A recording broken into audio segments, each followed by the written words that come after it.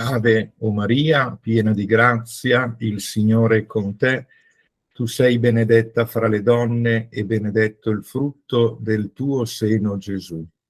Santa Maria, Madre di Dio, prega per noi peccatori, adesso e nell'ora della nostra morte. Amen. Maria, Madre e Regina della Divina Volontà, prega per noi. Ecco, carissimi, ben ritrovati a questo nostro appuntamento di riflessione sul mistero di Maria, facendoci accompagnare dalla parola di Dio e dagli scritti di Luisa. E continuiamo quello che abbiamo già iniziato la volta scorsa, riflettendo su questo bellissimo brano del Vangelo di Giovanni che ci presenta le nozze di Cana.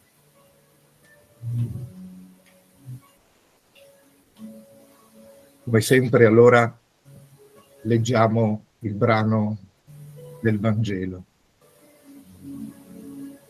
Dal Vangelo secondo Giovanni. Il terzo giorno vi fu una festa di nozze a Cana di Galilea e c'era la madre di Gesù. Fu invitato alle nozze anche Gesù con i suoi discepoli. Venuto a mancare il vino, la madre di Gesù gli disse: non hanno vino. E Gesù le rispose: donna, che vuoi da me? Non è ancora giunta la mia ora. Sua madre disse ai servitori: qualsiasi cosa vi dica, fatela.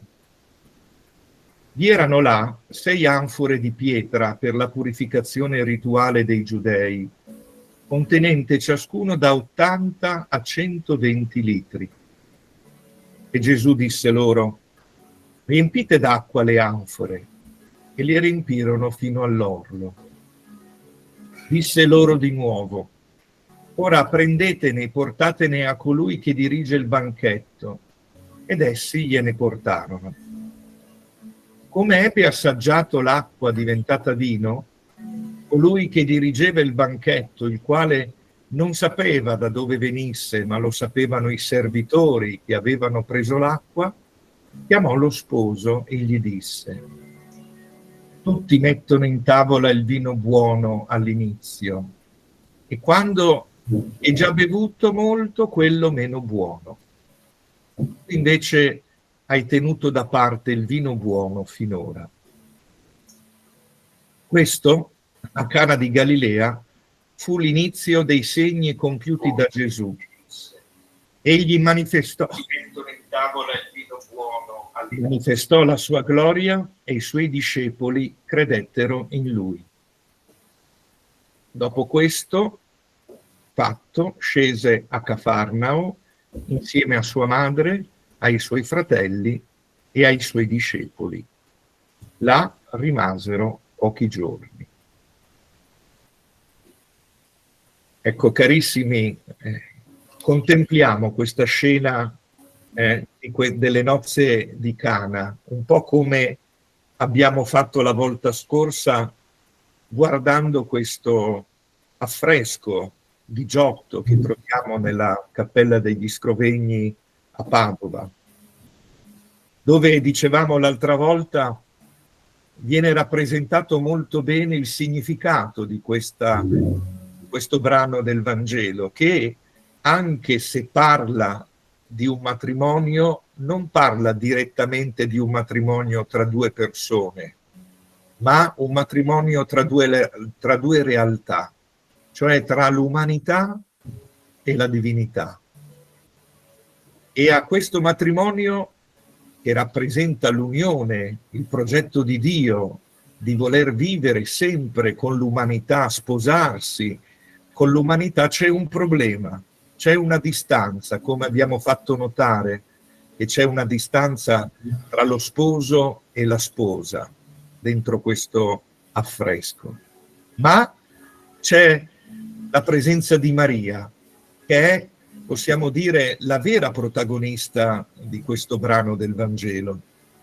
dove Maria si accorge che manca il vino e chiede a Gesù di intervenire per venire in aiuto a questa festa, a questo matrimonio a cui manca l'elemento essenziale, cioè il vino. Ecco, allora io vorrei soffermarmi questa sera su questo particolare della mancanza di vino e di come la Madonna si accorge di questo.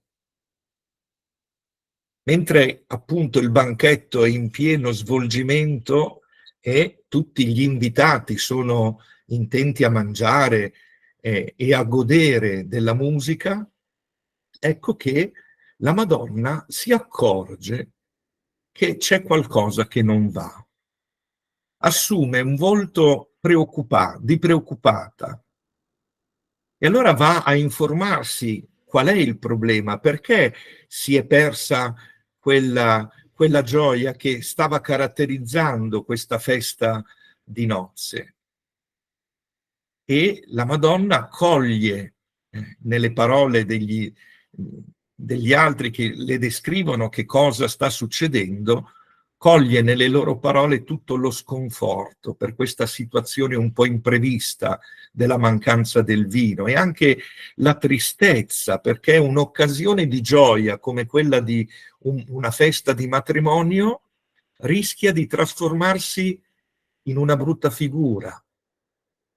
Ecco, la Madonna potrebbe disinteressarsene, far finta di nulla, ma in fondo Maria invece cosa fa? Assume su di sé questa preoccupazione, questa angustia dei familiari degli sposi. Se ne fa partecipe, se ne sente partecipe e decide di farsene carico e porta a Gesù il problema, dicendo semplicemente ciò che manca a questo matrimonio. Manca il vino. Vedete, qua secondo me possiamo già trarre un insegnamento molto importante. La Madonna è l'unica che vede l'insieme. La Madonna non è che si perde nei meandri del caos, del chiasso che c'è in qualsiasi festa. Basta pensare a quando partecipiamo alle feste di matrimonio, c'è sempre questo chiasso, questa confusione che è bella, ma il rischio è quello di non avere uno sguardo di insieme. Ecco, Maria è l'unica che vede l'insieme di tutto. Ha la capacità, la Madonna, di cogliere l'essenziale di quello che sta accadendo, di accorgersi di quello che sta venendo meno. Lei si rende conto di essere parte di un tutto, ma il suo modo di guardare le situazioni dal punto di vista di Dio, perché lei è in Dio, con l'intelligenza del suo cuore, lei vede che in questa situazione manca qualcosa. Ecco, la Madonna è la donna della contemplazione, legge ogni avvenimento in Dio, è capace di andare oltre le apparenze. D'altronde la Madonna è stata abituata a questo, sin da quando aveva Gesù piccolo. Ricordiamo le parole di Simeone, ricordiamo quando Gesù si è perso nel Tempio. L'Evangelista continua a sottolineare che Maria da parte sua custodiva queste cose meditandole nel suo cuore. Prende a cuore anche questa situazione, la medita nel cuore, cioè nel piano di Dio. Crede profondamente che ogni evento della vita è un'occasione per il Signore per rivelarsi, che la sua vita, come la vita di tutte le creature, è nelle mani di Dio.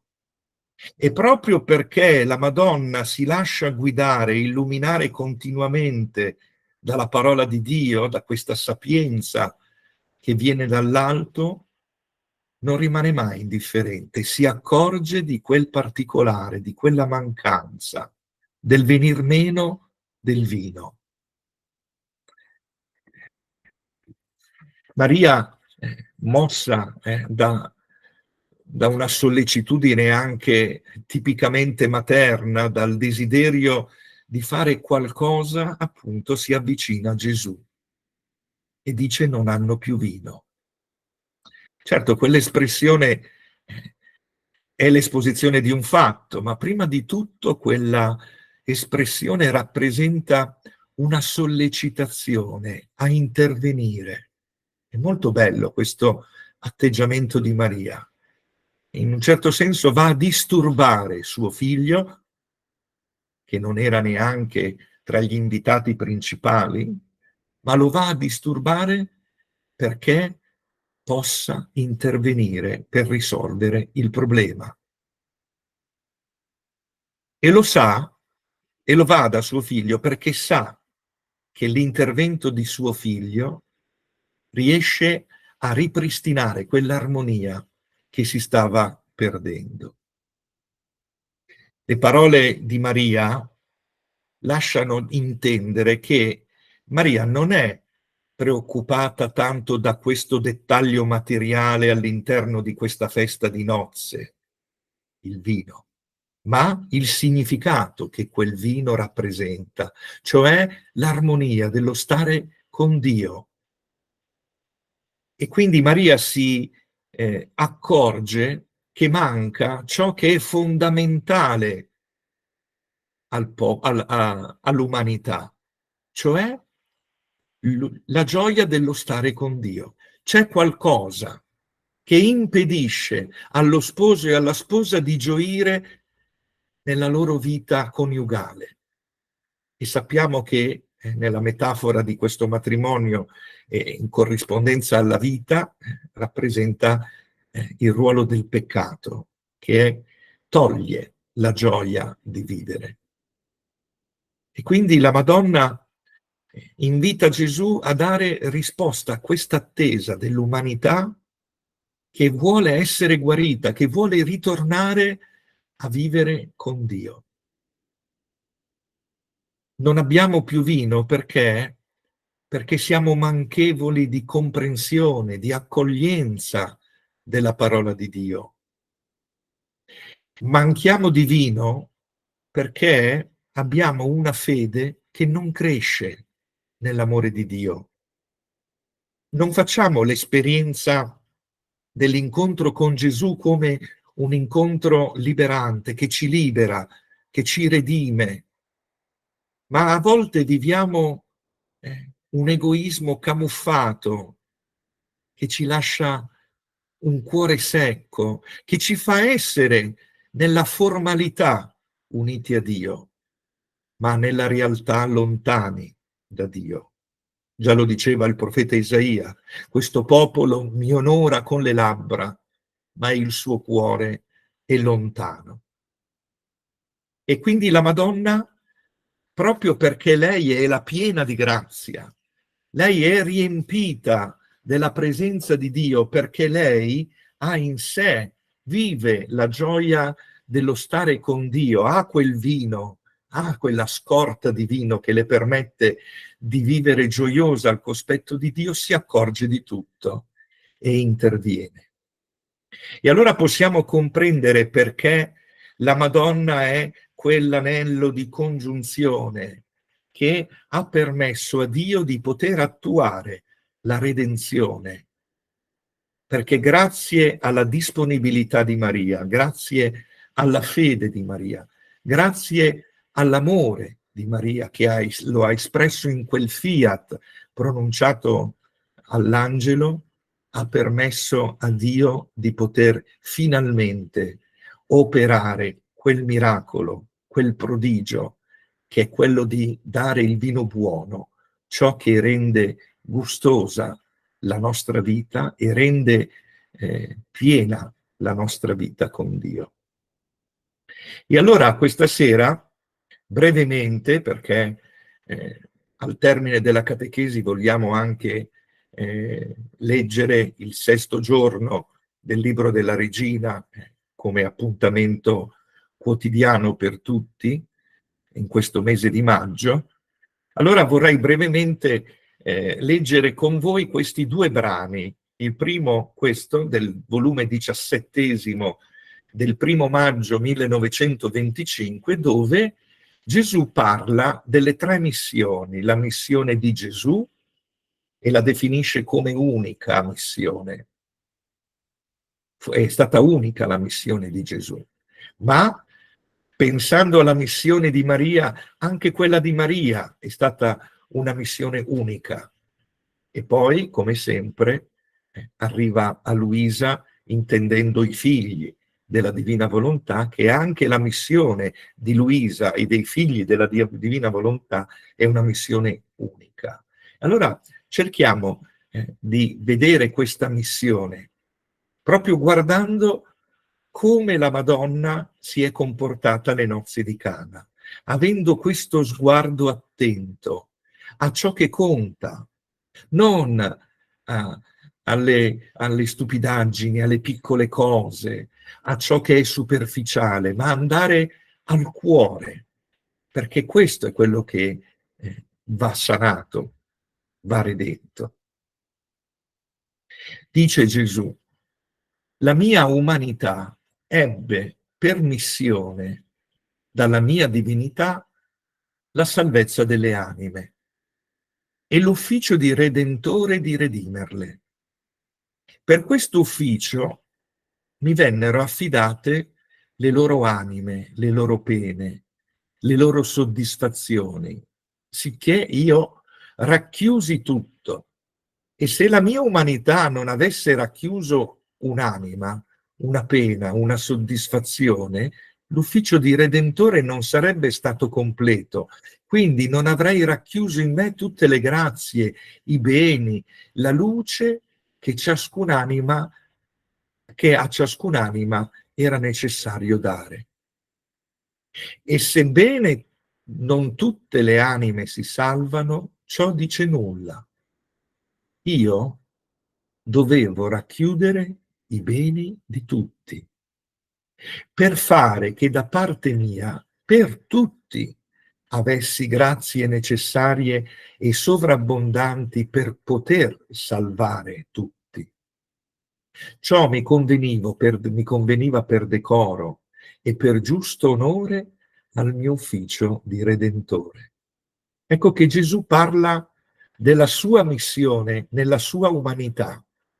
L'incarnazione ha dato a Gesù questa missione importante, quella di salvare le anime. E questo ufficio di Redentore Gesù l'ha svolto racchiudendo in sé tutti i beni della redenzione, ma per tutti, per darli a tutti. Tutti eravamo nel cuore di Gesù, perché il Signore voleva salvare tutti. E per spiegarlo meglio, come sempre, Gesù usa l'immagine delle opere della creazione e prende come esempio il sole. Vedi, ciò possiede al sole che sta sul vostro orizzonte, che contiene tanta luce che può dare luce a tutti. E anche se non tutti volessero godere della sua luce, esso, per l'ufficio unico di sole che ha, possiede quella stessa luce che le creature potrebbero rifiutare. È bellissimo questo. Cioè il Signore non vuole che se ne perda uno, lo dice nel Vangelo. Sono venuto perché non si perda nessuno. Il Signore è venuto, il Figlio dell'uomo è venuto per salvare gli uomini, tutti gli uomini. Come appunto la luce del sole è per tutti, anche per coloro che la rifiutano. E infatti coloro che vogliono rifiutare la luce, cosa fanno? Si nascondono nell'ombra, nella tenebra e non permettono al sole di colpirli con la sua luce e con la sua vita. Ecco il modo con cui Gesù porta avanti la sua missione di salvezza.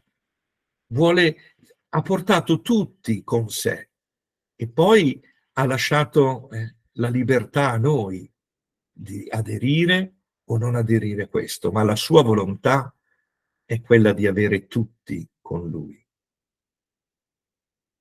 Quando una cosa o un ufficio è unico, per poter uno disimpegnare il suo ufficio è necessario che contenga tanto di quel bene che possa darlo a tutti, senza che col darlo agli altri ne perda un atomo.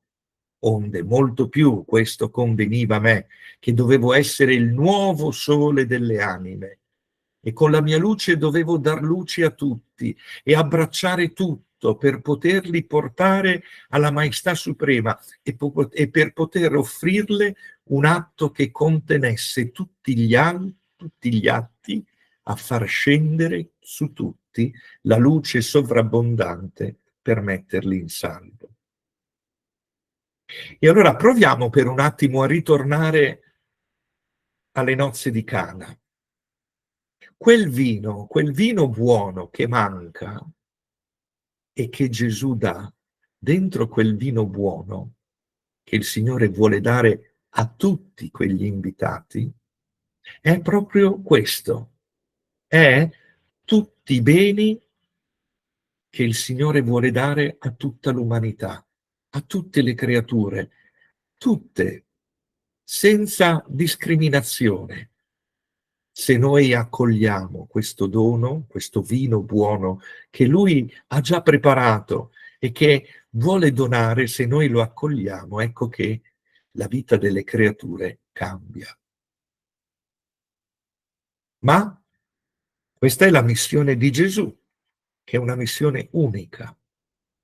Ora, dice Gesù, oltre a me c'è la mia celeste mamma, che ebbe anche lei la missione unica di madre di un figlio di Dio e l'ufficio di corredentrice del genere umano.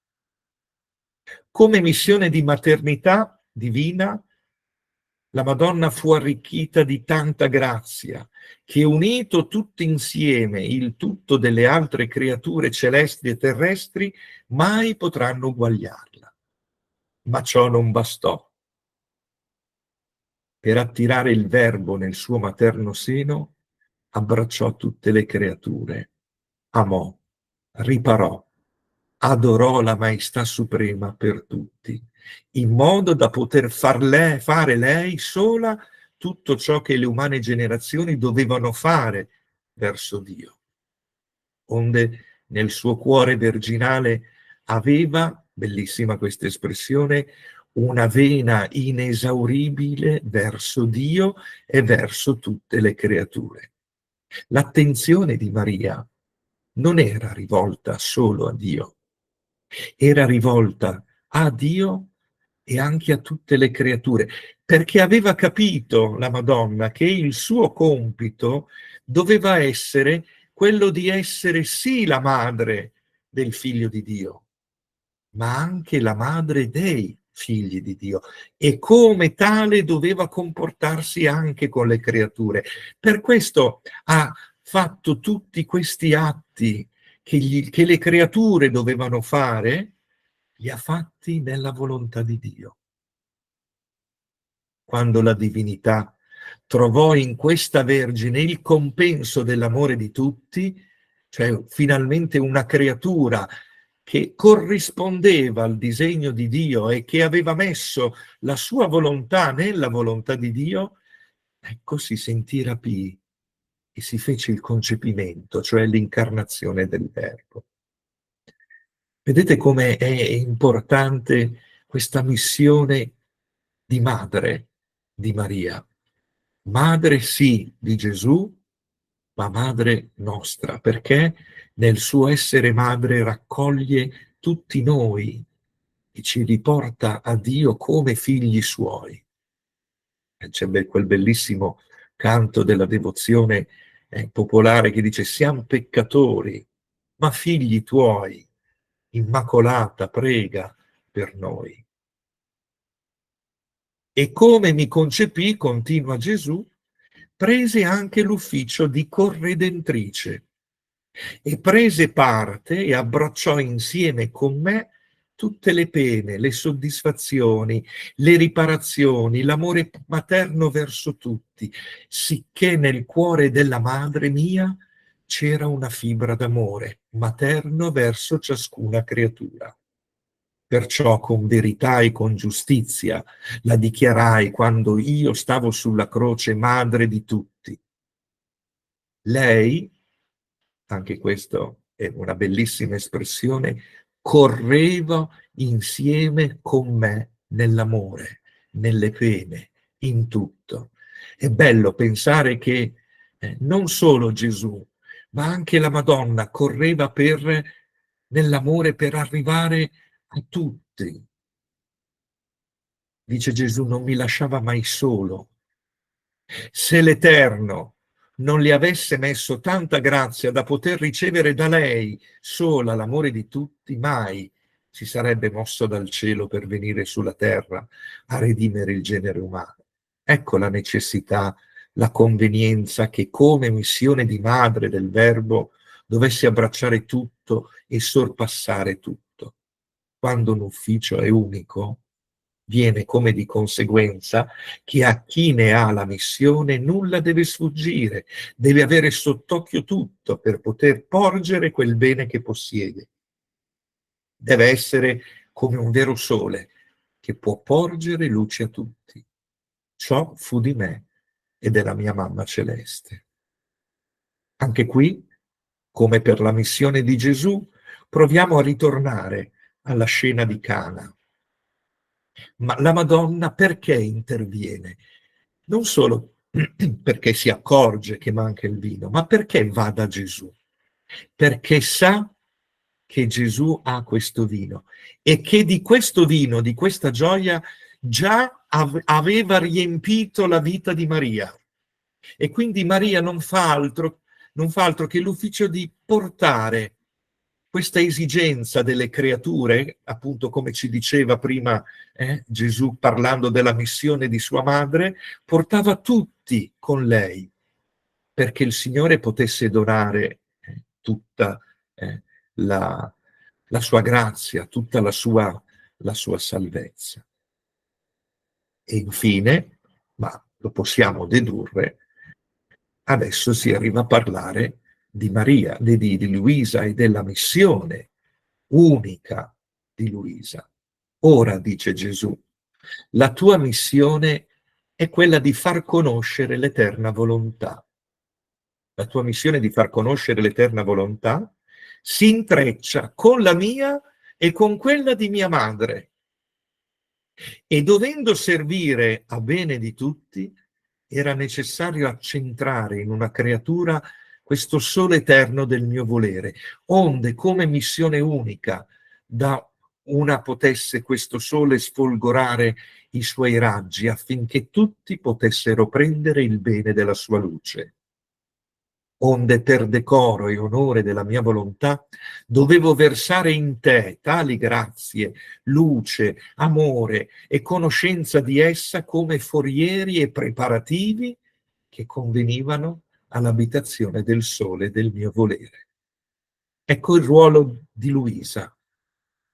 Anche lei, come Gesù e come Maria, è stata incaricata di una missione unica, che Luisa ha svolto scrivendo questi 36 volumi, consegnandoci questa dottrina, questa conoscenza dell'eterna volontà di Dio che vuole regnare e vivere nelle creature. E compiendo questa sua missione, vede che questa missione di far conoscere come si bisogna vivere nella divina volontà si intreccia con la missione di Gesù di salvare tutte le anime e di Maria di portare tutte le anime a Gesù, donando anche lei quel vino che a sua volta ha ricevuto dal vivere per Dio, con Dio e in Dio. È molto bello pensare come Luisa sia, l'abbiamo ripetuto tante volte, è la facilitatrice di tutto questo. perché è una creatura peccatrice, come lo siamo noi. La Madonna, in virtù del suo concepimento immacolato, ha permesso al Figlio di Dio di incarnarsi, ma perché tutta la salvezza potesse arrivare a tutti bisognava che anche le creature peccatrici potessero entrare in questa vita con Dio, per Dio e in Dio. E la prima è Luisa, è la facilitatrice, quella che poi ci aiuterà, se vogliamo, a entrare anche noi dentro questo mare di grazie che il Signore ha preparato, questo vino nuovo che il Signore vuole donare all'umanità. Anzi, continua Gesù, tu devi sapere che come la mia umanità per ufficio di Redentore concepì tutte le anime, così tu per ufficio di far conoscere e regnare la mia volontà, come vai facendo i tuoi atti per tutti nella volontà mia, così tutte le creature restano concepite nella tua volontà. E come vai ripetendo i tuoi atti nella mia, così formi tanti sorsi di vita, di volontà divina, di vino nuovo potremmo dire, per poter alimentare tutte le creature che in virtù della mia volontà restano come concepite nella tua. Non senti come nella mia volontà abbracci tutti, dalla prima all'ultima creatura che dovrà esistere sulla terra, e per tutti vorresti soddisfare, amare, compiacere questa suprema volontà, legarla a tutti, togliere tutti gli ostacoli che impediscono il suo dominio nelle creature, farla conoscere a tutti, e ti esibisci tu anche con pene a soddisfare per tutti questa volontà suprema che tanto ama farsi conoscere e regnare in mezzo alle creature.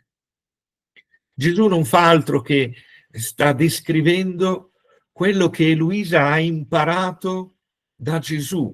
Gesù è stato il suo maestro interiore che le ha insegnato a rifare gli atti tutti nella volontà di Dio. E ogni volta che Luisa compiva un atto nella volontà di Dio, portava questa grazia a tutti e svolgeva la sua missione, quella di essere, e Gesù lo dirà, la segretaria della divina volontà.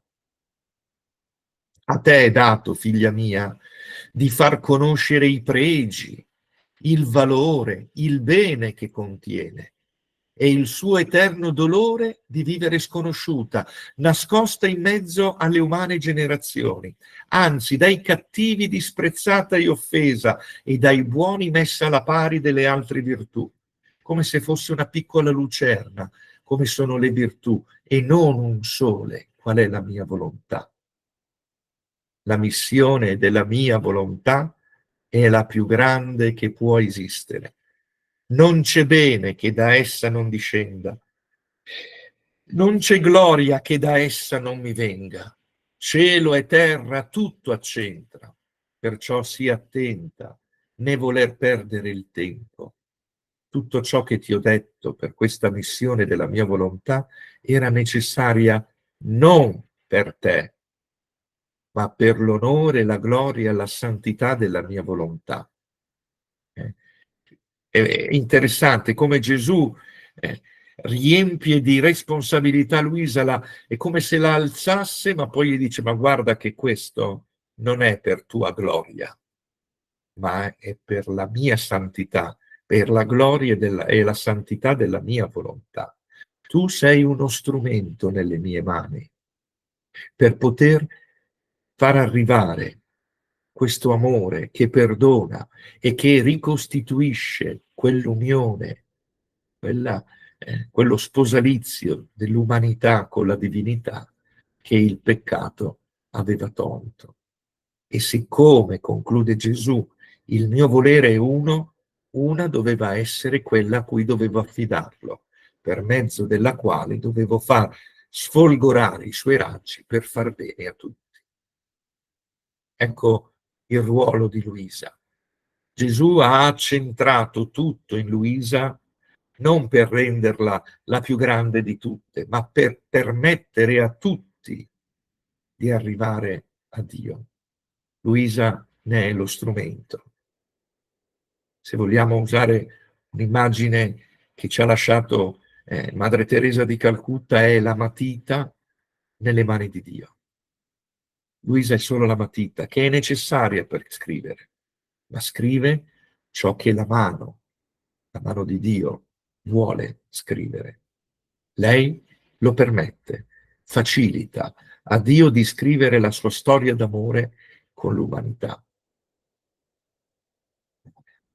E poi vi dicevo un secondo brano, preso dal volume 16 del 27 luglio del 1923, dove ancora una volta Gesù ritorna su questo concetto che accentra tutto in una creatura per poi donarla a tutti, agli altri. E c'è questa immagine molto bella, una visione che Luisa ha e che poi Gesù cerca di spiegarla. Scrive Luisa: questa mattina il mio dolce Gesù si è fatto vedere in modo meraviglioso. Lui stava in piedi sul mio cuore. Aveva messo 2 aste sopra le quali aveva formato un arco e in mezzo aveva fissato una rotella con 2 funi, una a destra e l'altra a sinistra, e pendente un secchietto, un piccolo secchio. E Gesù con tutta fretta faceva scendere nel mio cuore il secchio che tirava pieno di acqua e la versava nel mondo. Tirava e versava in modo da allagare la terra. Era dilettevole vedere come Gesù si affannava e gocciolava sudori per la fatica che faceva nel tirare su tanta acqua. E allora pensavo tra me, ma come mai esce tanta acqua da dentro il mio cuore mentre è così piccolo? E quando me l'ha messa? Onde il benedetto Gesù mi faceva comprendere che tutto quell'apparecchio non era altro che la sua volontà, che con tanta bontà aveva operato su di me.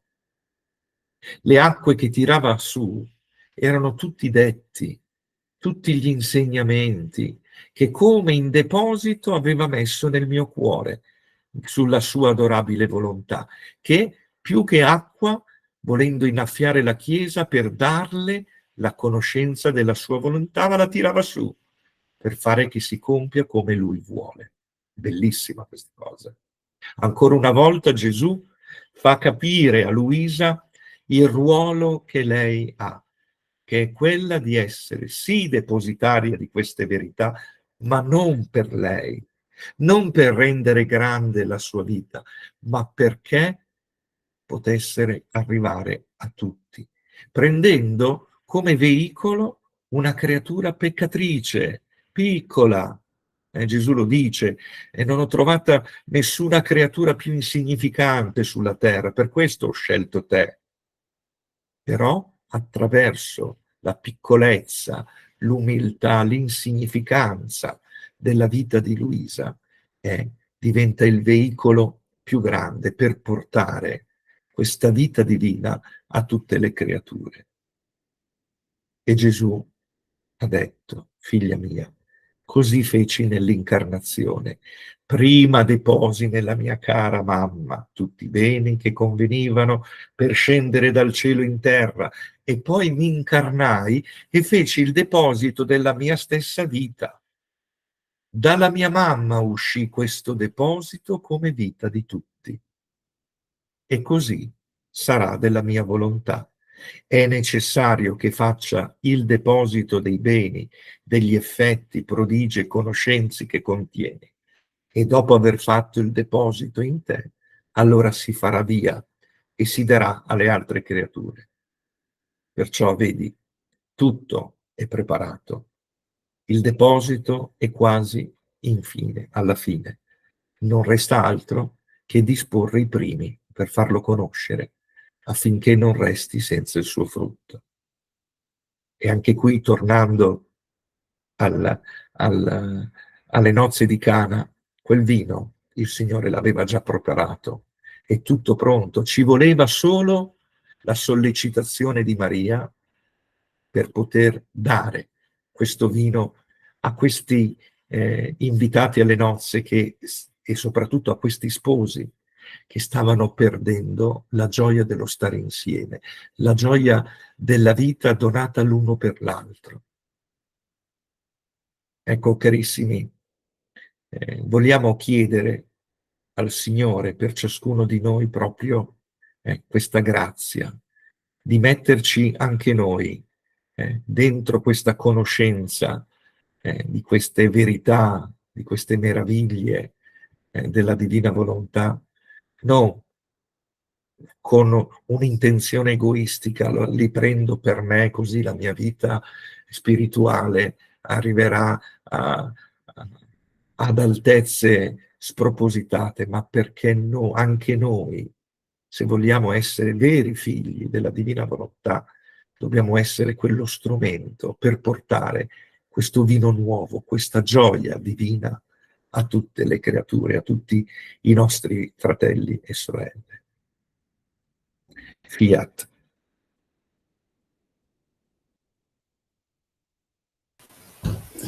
Fiat. Grazie Don Marco, grazie di cuore per tutto e per questa luce sempre più limpida su Maria, sulla storia della mamma di Dio e della mamma nostra. E noi in questo periodo stiamo facendo il percorso proprio di conoscenza della mamma, anche in preparazione in vista di una nuova consacrazione, un rinnovo della consacrazione per il 31 di maggio. E veramente Maria è la tesoriera, per cui non si finisce mai di parlare di lei e della sua pienezza di grazia. Fiat. Fiat. Non è ancora finito, Il prossimo incontro faremo la terza parte. Questo brano del Vangelo è ricchissimo e gli scritti di Luisa lo commentano, vedete, in un modo meraviglioso. Quindi ci ritorneremo anche al prossimo incontro. Ma adesso dobbiamo dare spazio agli insegnamenti di Maria, alla lezione, a questa sesta lezione che Maria ci ha consegnato nel libro d'oro, che adesso possiamo iniziare a leggere.